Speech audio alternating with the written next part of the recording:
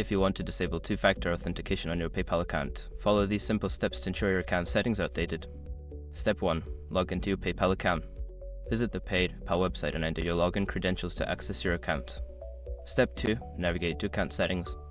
Once logged in, locate the gear icon or settings option, usually found in the upper right corner of the page. Click on it to open your account settings.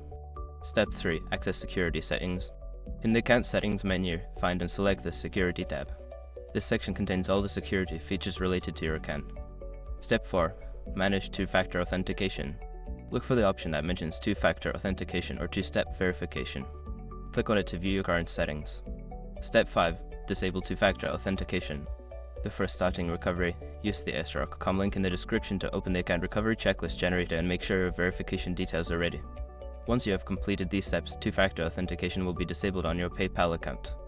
Always remember to keep your account secure by using strong passwords and monitoring your account activity.